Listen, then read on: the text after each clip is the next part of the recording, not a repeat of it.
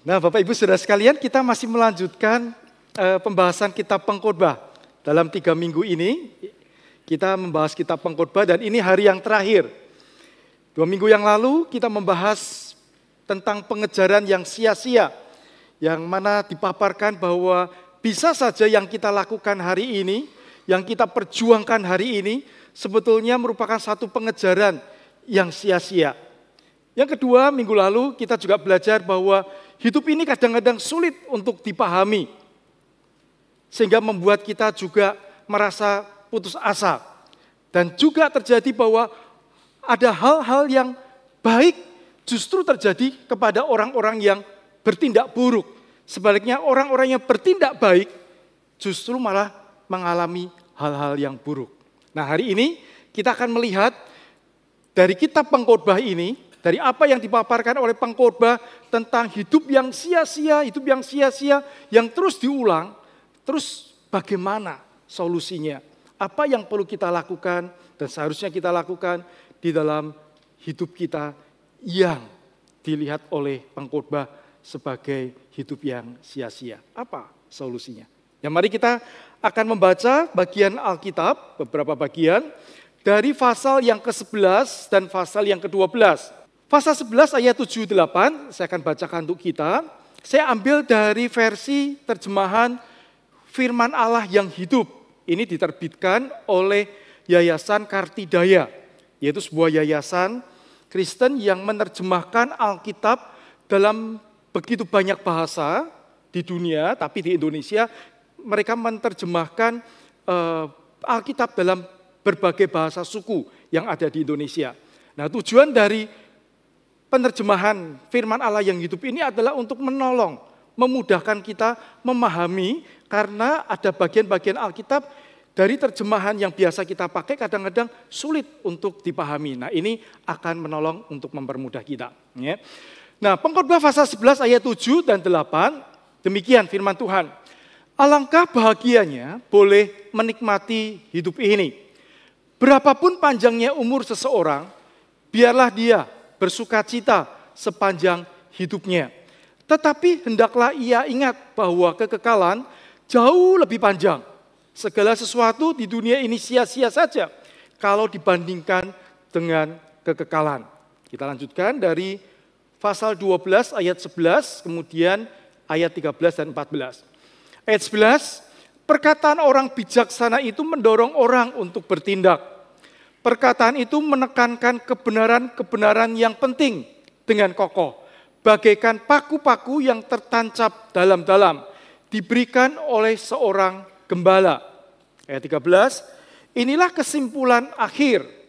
Takutlah akan Allah dan taatilah perintah-perintahnya. Karena itulah kewajiban setiap orang.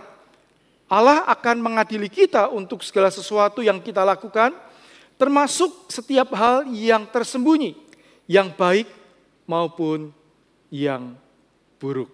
Nah, Bapak Ibu sekalian, di dalam kitab Pengkhotbah memang terus diulang tentang topik tentang kesia-siaan hidup.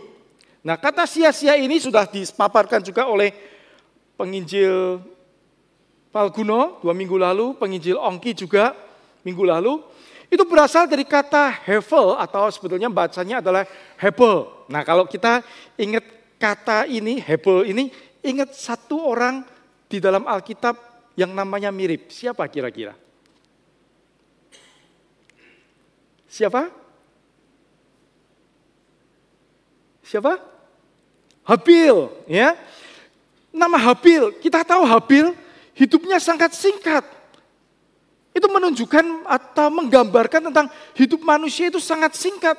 Walaupun Habil itu melakukan apa yang baik, apa yang berkenan kepada Tuhan, tapi ternyata dia matinya dibunuh oleh kakaknya sendiri. Ini tragis. Dan dia hidupnya sangat singkat sekali. Dan ini menunjukkan bahwa betapa hidup itu seringkali yang demikian. Kita melakukan apa yang benar, kita melakukan apa yang baik, tapi bukan hal yang baik yang seringkali terjadi di dalam hidup kita. Dan kita merasa bahwa semua apa yang kita lakukan seolah-olah itu menjadi sesuatu hal yang sia-sia. Dan ini merupakan, kata ini adalah kata yang dipakai untuk menggambarkan sesuatu yang sementara hidup ini. Hidup ini cepat sekali berlalu. Kata Hebel dari kata uap sebetulnya, kata dasarnya menunjuk kata uap. Yang mana itu kelihatan, mau kita pegang tidak bisa, tapi kemudian itu hilang.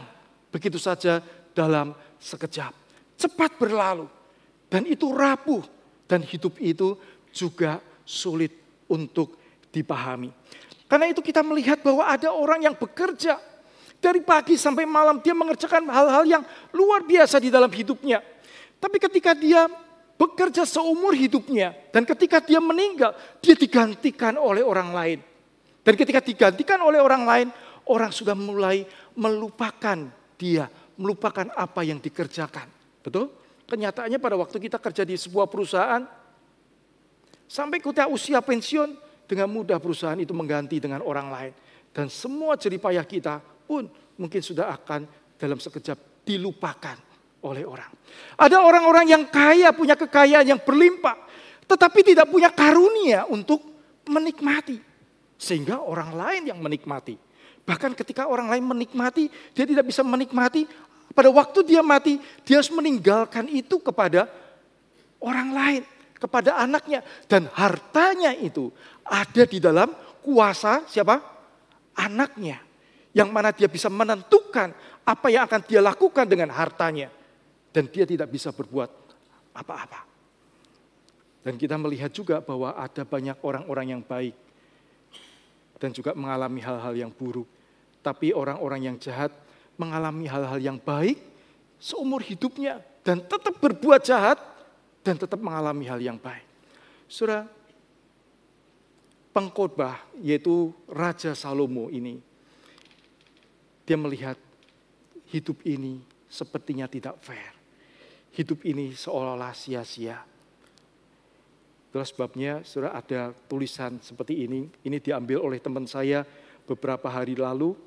Dia lewat stasiun. Di mana ini stasiunnya kira-kira di Jawa Timur? Pernah nggak lewat stasiun ini? Ini keren loh, di stasiun ada orang nulis ini, filsuf sekali nih yang nulisnya ini. Ya, haruskah aku bunuh diri atau meminum secangkir kopi? Itu ditulis oleh Albert Camus. Nah ini maaf kalau cara bacanya salah karena ini orang Perancis, kadang-kadang bacanya tidak sesuai dengan yang tertulis, begitu ya, agak sulit. Nah, siapa dia?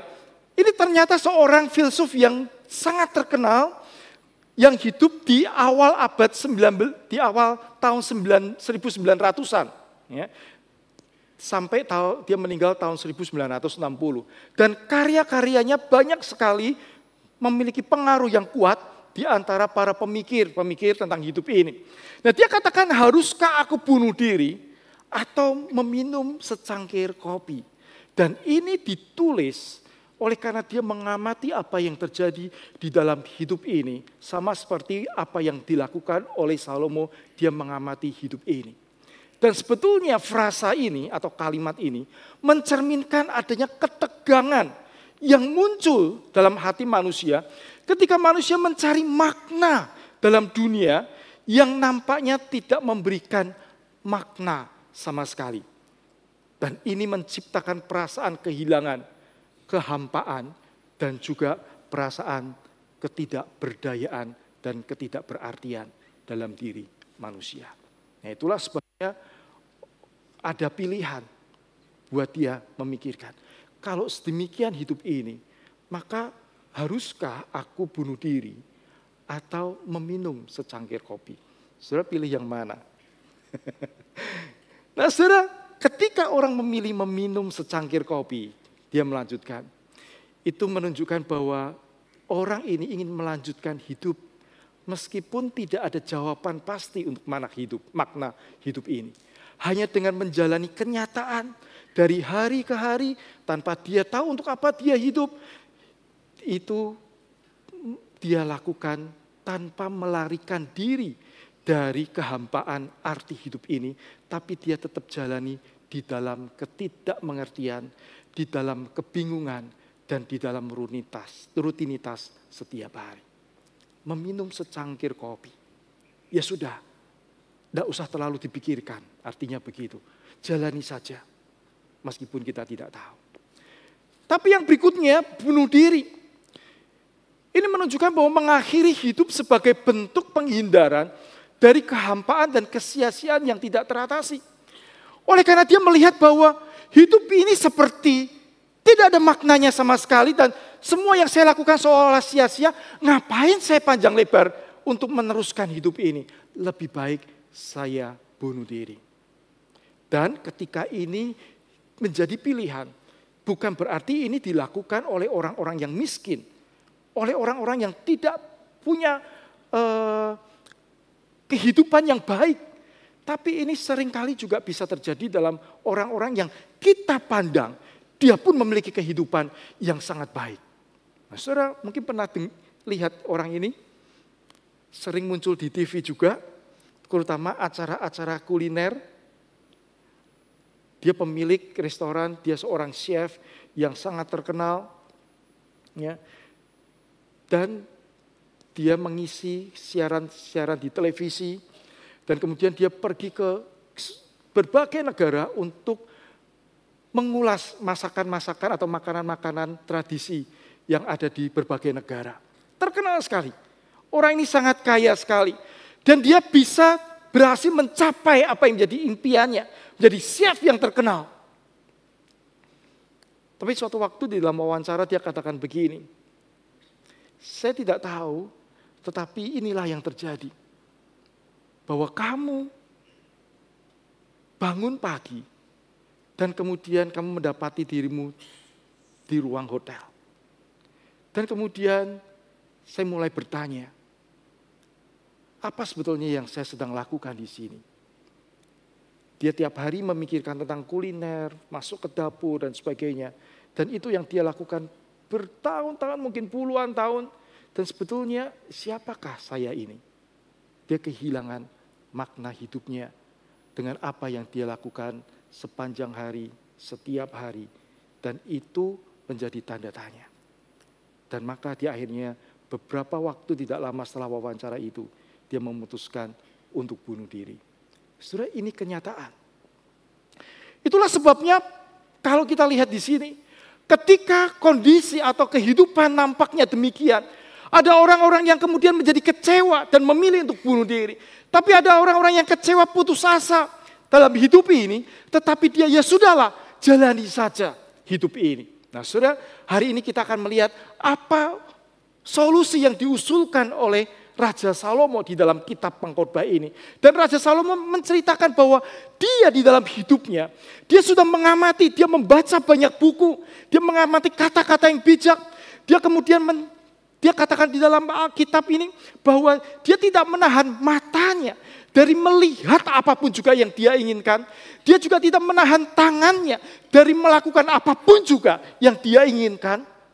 Sehingga dia bisa lakukan apapun, dia inginkan apapun, dan dia memang memiliki banyak hal di dalam hidupnya. Dan orang ini betul-betul orang yang luar biasa.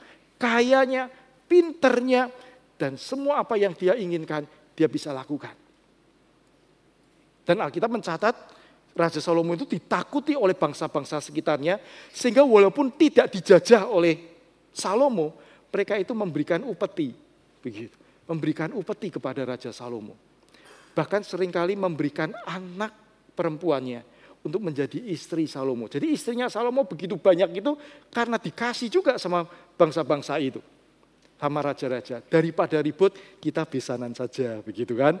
Nah, itu mungkin pikirannya, sehingga akhirnya ini yang terjadi. Dan ketika dia mengamati hidup ini, semua dia sudah lihat, semua dia pelajari, dia mengamati, dan dia menuliskan itu di dalam kitab Pengkhotbah. Dan di pasal 12 ini ada satu ayat yang dia katakan kepada, tiba-tiba dia menggunakan kata, anakku waspadalah, membuat buku itu melelahkan. Dia beri pesan kepada anaknya, jangan lagi mencoba-coba yang kamu pikir itu baik. Percaya, dengarkan apa yang sudah aku tuliskan ini. Kalau kamu mencoba semua hal untuk melihat bahwa apa sih artinya, dan kamu berusaha mencoba semuanya, aku sudah melakukan itu dan sudah aku tuliskan itu. Daripada kamu menghabiskan waktu untuk mencoba semuanya dan menuliskan semuanya nanti, mengamati, sudahlah, ikuti apa yang sudah aku tuliskan. Ini luar biasa. Saudara, jadi apa sebetulnya solusi dari kitab pengkhotbah ini dari Raja Salomo atas hidup yang sia-sia, hidup yang sementara, hidup yang cepat berlalu, dan juga hidup yang sulit sekali untuk dipahami. So, kita akan hari ini melihat dua hal. Ya. Nah, yang pertama, Salomo mengajak kita untuk menjalani hidup dengan penuh sukacita. Ini hal pertama yang Salomo ingin supaya di hidup yang singkat ini kita diajak menjalani hidup dengan penuh sukacita. Nah, saudara, ini merupakan sesuatu yang diulang terus oleh Salomo di sepanjang kitab pengkhotbah ini. Hendaklah engkau bersukacita, hendaklah engkau menikmati hidup ini, hendaklah engkau makan minum dari jerih payamu. Dan dia katakan itu terus untuk menikmati hidup, bahkan nikmatilah masa mudamu. Karena apa? Karena hidup itu singkat. Nah, ini yang Salomo ingin jelaskan. Alangkah bahagianya boleh menikmati hidup ini. Jadi di tengah-tengah kesia-siaan hidup, Salomo ingin menunjukkan bahwa nikmati hidup ini alangkah indahnya. Berapapun panjangnya umur seseorang, biarlah dia bersukacita sepanjang hidupnya. Tetapi hendaklah ia ingat bahwa kekekalan jauh lebih panjang. Segala sesuatu di dunia ini sia-sia saja kalau dibanding dengan kekekalan. Nah, Salomo di dalam tulisannya, dia tidak bicara soal apa. Dia tidak membahas soal apa yang terjadi setelah kematian, setelah hidup ini, di dalam kekekalan. Dia tidak membicarakan itu. Dia hanya berfokus kepada apa yang terjadi dalam hidup ini dan apa yang perlu dilakukan dalam hidup ini. Tetapi dia menekankan bahwa hidup ini singkat dibanding kekekalan yang sangat panjang. Jadi kekekalan itu sangat panjang, tetapi hidup itu singkat. Cepat sekali berlalu. Nah, itulah sebabnya kalau kita tidak gunakan waktu hidup yang singkat ini, karena kita tidak tahu. Salomo tidak membahas apa yang akan dilakukan di dalam kekekalan. Tapi dia katakan ini adalah hidup yang sangat indah. Betapa bahagianya kalau kita bisa menikmati hidup yang singkat ini. Berapapun usianya. Berapapun umur yang Tuhan berikan. Nah, saudara, kenapa Salomo mengatakan ini? Di pasal 12 ayat-ayat pertama, ayat-ayat yang awal, dia paparkan bahwa satu waktu kita ini akan menjadi tua. Dan waktu tua mata kita makin kabur. Kemudian otot-otot kita tidak bisa seperti dulu dan kemudian jadi gemetar. Kemudian kita menjadi bungkuk. Pada waktu dulu kita berjalan bisa lompat, gitu kan? Tapi waktu setelah tua kita jalan pelan-pelan. Pelan-pelan aja penuh dengan ketakutan. Pada waktu muda kita bisa mendengar dengan jelas. Semakin tambah usia, kita mendengar dengan sayup-sayup tidak jelas. Salomo menegaskan bahwa nikmatilah hidup sejak muda. Karena kita suatu waktu, dan itu cepat sekali, kita akan tua dan kita memiliki banyak keterbatasan untuk kita bisa beraktivitas. Nah, karena itu Salomo menekankan masa muda. Itu penting sekali, kenapa? Mumpung masih kuat, nikmati hidup. Mumpung masih bisa, nikmati hidup. Dan nikmati itu di dalam sukacita. Nah, saudara, tetapi masalahnya adalah tidak jarang orang justru tidak bisa menikmati hidup. Bukan karena dia tidak punya apa-apa. Bisa dia punya banyak hal, tetapi oleh karena hatinya tertuju hanya kepada satu masalah, tertuju kepada satu keinginan tertentu, sehingga dia merasa kalau saya tidak mencapai keinginan saya itu, saya masih belum puas. Maka fokusnya ke sana. Kalau saya masih ada masalah itu, sebelum masalah itu terselesaikan, saya belum bisa tenang. Maka ini yang dikatakan oleh Salomo. Dan ketika kita hanya fokus kepada itu, kemudian kita melalaikan bahwa di dalam hidup kita sebetulnya masih banyak hal yang baik yang kita bisa syukuri, yang masih bisa kita nikmati. Saudara, maka kalau kita bicara soal rasa syukur, konsep menikmati hidup itu tidak bisa lepas dari rasa bersyukur. Yaitu mampu mensyukuri segala sesuatu yang kita miliki hari ini. Tapi seringkali orang berfokus pada yang tidak kita miliki, betul tidak? Daripada yang kita miliki. Ada seorang pengusaha, kemudian dia ditipu oleh orang ratusan juta, gondu, wah banget, ya, sakit hati sekali. Tapi kemudian dia memutuskan, daripada saya memikirkan itu, udah tetap ditagih, tetap lakukan sesuatu. Tapi dia tidak mau hatinya itu terikat ke situ. Dia fokus kepada mengembangkan pekerjaannya. Sehingga sampai satu titik nilai ratusan juta yang tadinya membuat dia sakit hati. Dengan dia fokus ini, dia penghasilnya bisa jauh lebih besar daripada apa yang hilang. Sehingga ketika ini hilang hari ini, itu juga menjadi sesuatu hal yang hilang hidupnya, arti hidupnya berantakan ketika kehilangan ini. Nah, saudara, kadang-kadang Tuhan izinkan kita kehilangan sesuatu dalam hidup kita. Untuk menguji apakah hati kita itu melekat kepada sesuatu yang bukan Tuhan. Atau hati kita itu bisa mensyukuri apa yang Tuhan masih berikan kepada kita. Nah, saudara, ini sangat penting. Karena ketika kita lupa, kita fokus kepada masalah kita fokus kepada penyakit kita, ingin sembuh. Tapi sebetulnya saya masih kuat. Sebetulnya saya masih bisa melakukan sesuatu. Sebetulnya saya masih punya suami. Masih punya istri mungkin yang masih merawat saya. Jadi di tengah-tengah sakit yang berat, masih ada keluarga, masih ada anak yang peduli kepada saya. Saya bergembira oleh karena itu. Jadi kegembiraan mampu menemukan kebahagiaan dalam hal-hal sederhana yang masih kita miliki. Mungkin kita sudah tidak sehat lagi, tapi masih ada keluarga yang memperhatikan kita. Masih ada uang yang bisa kita pakai untuk berobat. Masih ada orang-orang yang peduli kepada kita. Daripada kita terus fokus kepada penyakit kita. Sambil kita obati, kita fokus menikmati apa yang Tuhan masih anugerahkan kepada kita. Amin. Kasih tahu tangan kanan kiri, nikmati apa yang masih ada. Nikmati yang masih ada. Saudara, ini sangat penting sekali. Saya tidak tahu bagaimana kita hari ini, apakah kita hari ini berfokus pada pengejaran kita, masalah kita, atau kita lebih fokus kepada apa yang Tuhan masih karuniakan kepada kita hari ini. Itu yang kedua, pertama. Yang kedua, Salomo mengajak kita bukan hanya untuk menikmati hidup ini, menjalani hidup ini dengan penuh sukacita. Bukan hanya itu, tapi Salomo juga mengajak kita untuk menjalani hidup ini dengan takut akan Tuhan. Ya. Nah, mari kita baca ini. Inilah kesimpulan akhir. Artinya apa? Ini pasal 12 ayat-ayat terakhir. Ini bagian akhir dari kitab Pengkhotbah. Jadi semua apa yang sudah dia tulis, dia katakan inilah kesimpulannya. Ya.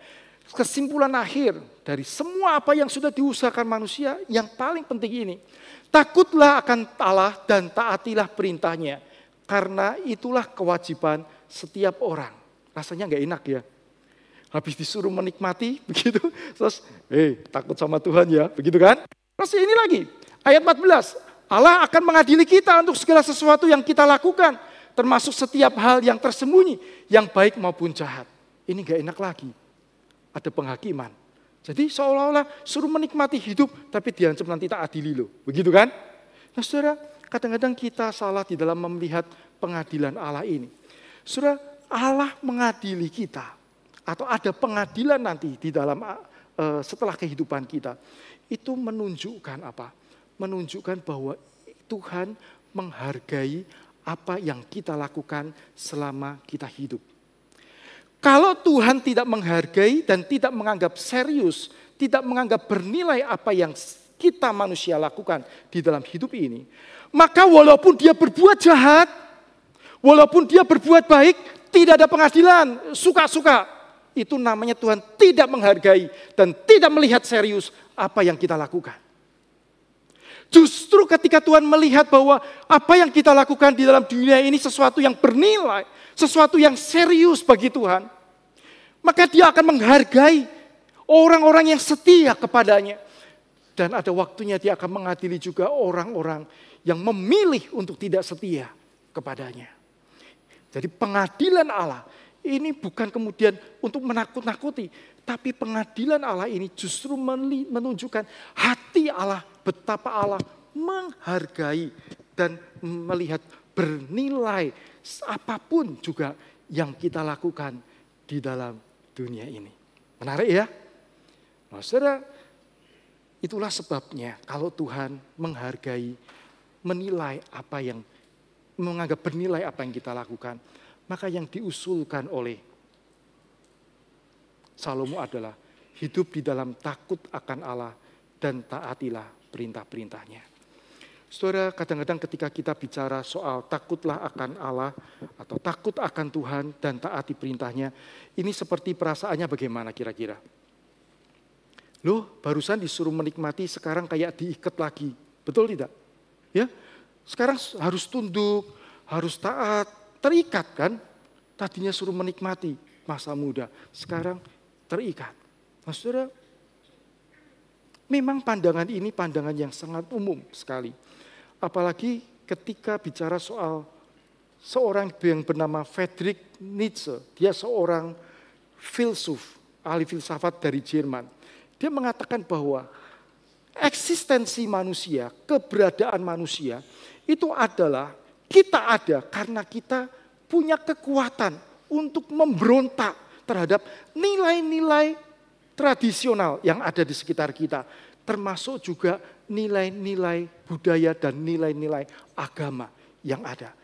Ketika kita memberontak, maka disitulah nilai keberadaan kita sebagai manusia. Karena kita mampu untuk berdiri seperti apa yang kita mau.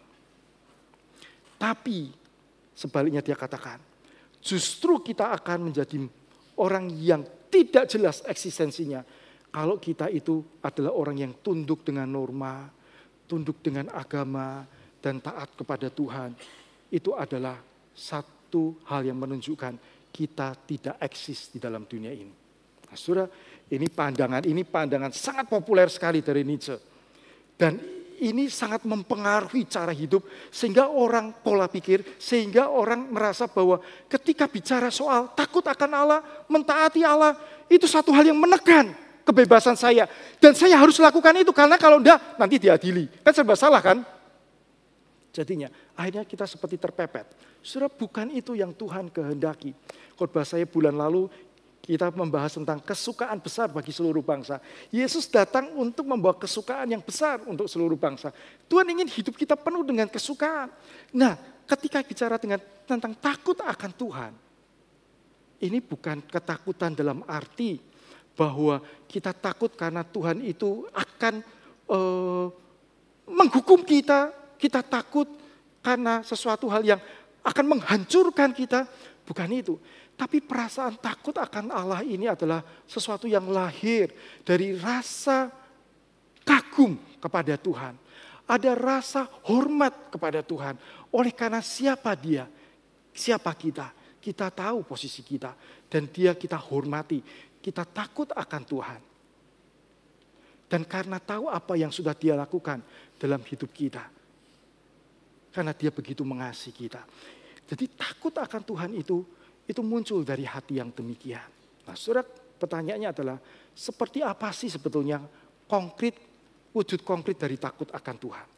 Saudara, salah satu wujud konkret yang takut akan Tuhan adalah pada waktu kita hidup, kita memiliki rencana-rencana. Pada waktu kita hidup, kita memiliki keputusan-keputusan yang harus kita ambil. Tapi ketika kita punya hati yang takut akan Tuhan, maka kita akan berkata kepada Tuhan, Tuhan, aku punya rencana-rencana ini. Kalau memang ini adalah sesuatu yang Tuhan kehendaki, berkatilah dan tolonglah aku bisa mencapainya dengan baik untuk kemuliaan Tuhan. Tapi jikalau engkau tidak menghendakinya Tuhan, Tuhan tunjukkan, Tuhan tutupkan jalan dan aku mau mengikuti apa yang Tuhan mau. Saudara, sikap hati ini adalah sikap hati yang takut akan Tuhan. Di mana kita tahu Tuhan yang utama. Bukan rencana saya, bukan mau saya. Tapi apa yang Tuhan mau itu yang utama. Tapi seringkali dan mudah sekali bukan hanya orang yang belum kenal Tuhan. Bahkan orang-orang percaya sekalipun yang sudah kenal Tuhan.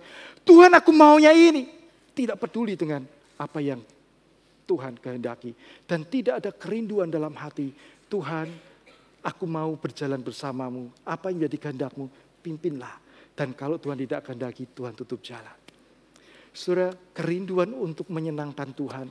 Kerinduan untuk betul-betul memberi diri. Hidup yang dipakai Tuhan. Hidup yang berjalan seperti yang Tuhan mau. Itulah adalah ungkapan hidup yang takut akan Tuhan. Nah, contoh konkretnya gimana? Saudara, kita ingat ya, pada waktu penciptaan yang lalu, pada waktu kisah penciptaan ya, di dalam Kejadian, pada waktu Allah menciptakan itu dituliskan hari pertama, hari kedua sampai hari ke-6. Pada waktu hari kedua sampai ke-5 selalu ada kesimpulan semuanya baik, semuanya baik, semuanya baik. Tetapi kemudian pada waktu hari ke-6 selesai menciptakan manusia, Allah memberikan penutup, sungguh semuanya amat baik. Jadi apa yang diberikan Allah kepada manusia, itu sungguh amat baik. Dengan makanan, dengan tumbuhan, hewan, semua taman yang sangat indah, yang bisa dikelola. Dan manusia bisa menikmati semuanya itu di Taman Eden itu dengan sangat baik. Hanya saja mereka cuma diperintahkan, jangan makan buah dari satu pohon itu. Kalau dikatakan jangan makan buah dari satu pohon itu artinya apa? Berarti yang lain boleh dimakan enggak? Yang lain boleh dimakan, cuma jangan ini toh, gitu kan? Tapi protes. Kita boleh protes kalau misalnya yang lain enggak boleh makan, makanya cuma ini. Begitu mungkin kita bisa protes. So, tapi ini boleh makan semuanya. Tapi yang enggak boleh cuma satu. Mungkin pertanyaan kita, lah kok Tuhan tuh nganggur-nganggur kasih pohon ini, mbok ya jangan begitu ya. Nah, saudara, justru inilah untuk menguji hati kita, kasih kita kepada Tuhan. Ketika Adam dan Hawa melihat semua pemeliharaan Tuhan yang begitu baik, apakah dari dalam hatinya muncul hati yang penuh kasih kepada Tuhan dan takut akan Tuhan untuk mentaati Dia, keluar dari hati yang mengasihi. Sehingga ketika ada pohon ini, buat dia, aku boleh makan semuanya kok. Tidak ada masalah kalau aku harus meninggalkan ini. Betul tidak? Logikanya kan seperti itu. Tetapi pada waktu Adam dan Hawa mendekati pohon ini, Alkitab mencatat bahwa ketika Hawa melihat pohon itu, buah itu, terlihat sedap sepertinya dan juga memberi pengertian. Dan kemudian hati Hawa itu tertarik untuk kemudian makan buah itu dan memberikannya itu kepada Adam dan mereka berdosa. Nah, saudara, tidak pernah dicatat di dalam Alkitab. Pada waktu Hawa melihat, pada waktu Adam melihat buah itu yang menarik, seperti memberi pengertian, seperti enak rasanya, seperti sesuatu hal yang, kalau aku bisa makan pasti menarik sekali. Dan kemudian mereka bertanya kepada Tuhan, Tuhan, boleh enggak kalau saya makan itu? Tidak ada di dalam Alkitab pernyataan seperti itu. Tapi yang ada adalah waktu mereka melihat, padahal mereka tahu Tuhan sudah perintahkan tidak makan itu, tapi mereka mengabaikan Tuhan, tidak memperdulikan Tuhan, dan mereka berjalan menurut pengertiannya sendiri yang mereka pikir itu baik. Nah, saudara, hari ini tidak sedikit orang yang berfokus kepada pencarian, melakukan banyak hal di dalam hidupnya dan tidak melibatkan Tuhan, tidak bertanya kepada Tuhan.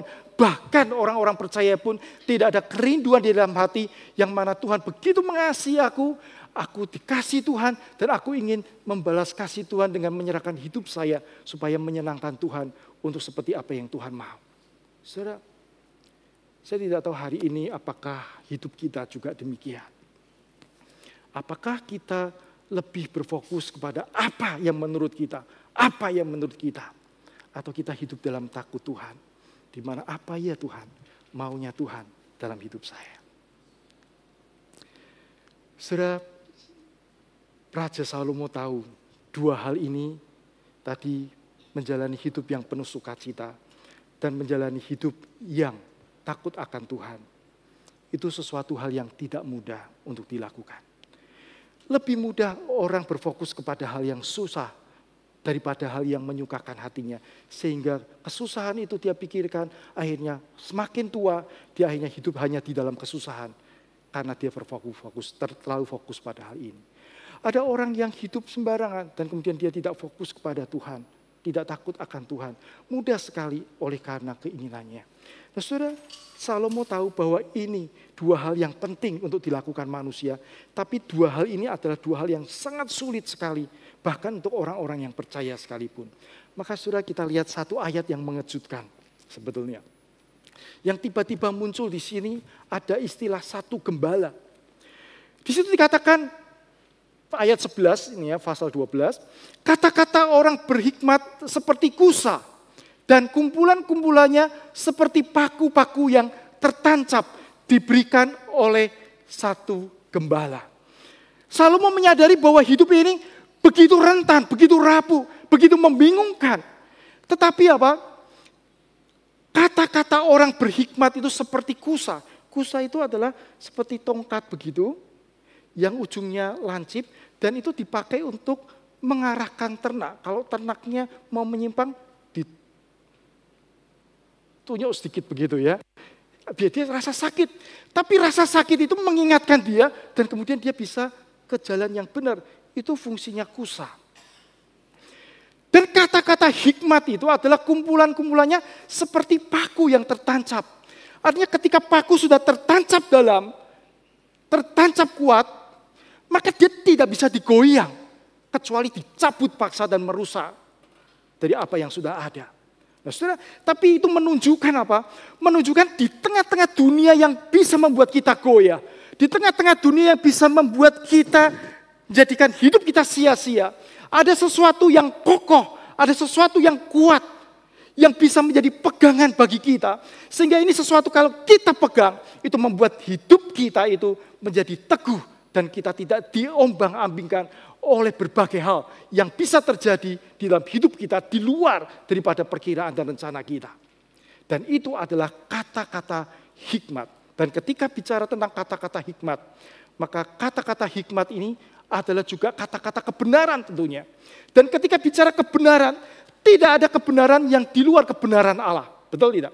Dan kalau bicara tentang kebenaran yang berasal dari Allah, maka itu tidak lain adalah firman Allah yang diberikan kepada manusia yang bisa menjadi pegangan. Meskipun dunia ini begitu bergejolak, menggoyahkan hati kita, tapi pegangan terhadap firman Tuhan itu yang akan meneguhkan hati kita. Nah, saudara, yang menarik adalah dikatakan diberikan oleh satu gembala. Siapa yang dimaksud dengan satu gembala di sini? Di dalam seluruh Alkitab PLPB hanya ada 3 kali penggunaan kata satu gembala. Yang pertama di kitab Pengkhotbah ini. Yang kedua, satu gembala. Ini menunjuk di kitab Yehezkiel. Itu menunjuk kepada keturunan Raja Daud. Waktu itu Raja Daud sudah meninggal. Yang mana akan memerintah untuk selama-lamanya. Dan memerintah membimbing umatnya. Dan itu disebut sebagai satu gembala. Itu menunjuk kepada siapa? Kepada Mesias yang dijanjikan di dalam perjanjian lama, yaitu Yesus Kristus. Kemudian yang ketiga itu ada di dalam Injil Yohanes. Yang menunjukkan bahwa satu kawanan dengan satu gembala. Yaitu siapa? Yesus Kristus juga. Jadi pada waktu ini ditulis perjanjian lama. Bahkan kitab Pengkhotbah yang sepertinya bicara soal nasihat-nasihat hidup ini. Tapi ini juga merupakan sebuah nubuat tentang Mesias yang akan datang. Kedatangan Kristus nanti. Yang mana apa yang dikatakan oleh Kristus. Apa yang diberikan, yang diajarkan oleh Kristus. Itu merupakan sesuatu hal yang mungkin bisa menyakitkan. Tapi itu akan mengarahkan kita kepada jalan yang benar. Dan apa yang dikatakan oleh Kristus itu bisa menjadi pegangan dalam hidup kita. Ketika kita menghadapi hal apapun, ini bisa dipercaya. Nah, saudara, ketika lihat ini, kita melihat bahwa ternyata walaupun nulis seperti ini, muncul tiba-tiba satu gembala. Ini menunjukkan bahwa Alkitab walaupun ditulis oleh manusia, tapi ada Roh Kudus yang memimpin. Amin. Bahwa ini ada konsistensi, benang merah, perjanjian lama sampai perjanjian baru. Bagaimana Tuhan memimpin dalam peristiwa-peristiwa termasuk dalam kehidupan Raja Salomo, apa yang dituliskan di dalam Alkitab. Itu bicara tentang Yesus Kristus sebagai Tuhan dan Juru Selamat yang juga adalah gembala kita yang sejati. So ini menunjukkan bahwa Alkitab kita yang kita miliki itu adalah Alkitab yang diberikan Allah sendiri oleh kita. Karena ini adalah sesuatu yang sangat bermakna bagi kita. Nah, saudara, ketika kita bicara gembala, kenapa kata gembala ini penting? Saudara, ini menunjuk kepada Yesus. Dan apa yang dilakukan Yesus? Yesus lakukan paling tidak terkait dengan dua hal ini. Dua solusi dari Raja Salomo. Apa yang dilakukan Yesus? Yesus memberikan nyawanya bagi kita. Itu di dalam Yohanes. Gembala yang baik, dia memberikan nyawanya bagi domba-dombanya. Dia menerima kita apa adanya. Dia menyelamatkan kita. Maka di dalam Yohanes pasal 10 dikatakan, domba-dombaku mendengar aku. Dan aku memberikan hidup yang kekal kepada mereka. Dan mereka pasti tidak akan binasa sampai selama-lamanya. Dan tidak ada seorang pun yang merebut mereka dari tanganku. Wah, itu luar biasa sekali. Artinya ketika kita jadikan Yesus sebagai gembala kita, kita ada di tangan yang aman. Allah sendiri yang melindungi kita, Allah yang menyertai kita, Allah yang menyelamatkan kita, Allah yang mengampuni kita. Dan di dalam pengadilan terakhir, Allah yang akan membela kita. Oleh karena bukan kebenaran kita, tapi oleh karena kita diselamatkan oleh Kristus. Dan Alkitab juga mengatakan bahwa aku sekali-kali tidak akan meninggalkan engkau. Dan aku sekali-kali tidak akan membiarkan engkau. Ini satu firman yang perlu kita pegang. Betul-betul kita pegang dalam hidup ini. Dan kalau kita pegang bahwa aku menerima Kristus, maka dia adalah gembalaku. Dia menyertai aku sepanjang aku dalam dunia ini. Dan pada waktu aku meninggal, dia tetap bersama-sama dengan aku. Dan di dalam dunia ini, dia tidak meninggalkan aku. Sekali-kali dia tidak membiarkan aku. Maka ini menunjukkan penyertaannya, perlindungannya, dan juga kecukupan yang Tuhan berikan padaku. Maka dengan kita berpegang pada ini, kita dimampukan untuk melakukan dua hal tadi. Yaitu kita bisa menjalani hidup dengan penuh sukacita. Oleh karena kita tahu apapun yang terjadi dalam hidup kita, gembala kita ada bersama-sama dengan kita. Meskipun hal buruk terjadi dalam hidup kita, ada Tuhan bersama-sama dengan kita. Dia sekali-kali tidak akan membiarkan kita. Dan ketika kita tahu bahwa Tuhan begitu mengasihi saya luar biasa, bahkan saya yang berdosa diterima sampai diberikan hidup yang kekal, maka ungkapan kasih itulah yang memberikan kita dorongan untuk hidup di dalam takut dan hormat kepada Tuhan. Karena kita yang tidak ada artinya diterima oleh Tuhan. Saudara, tidak ada cara lain untuk bisa menikmati hidup yang nampaknya sia-sia kecuali dalam dua hal ini. Bagaimana kita menjalani hidup dengan penuh sukacita setiap hari dengan apa yang masih Tuhan berikan kepada kita. Walaupun mungkin tidak banyak di dalam segala kelemahan masalah kita, tapi ketika masih ada, nikmati itu. Yang kedua, jalani itu dengan takut akan Tuhan. Bukan karena ketakutan, tapi oleh karena rasa hormat dan rasa kasih kita kepada Tuhan.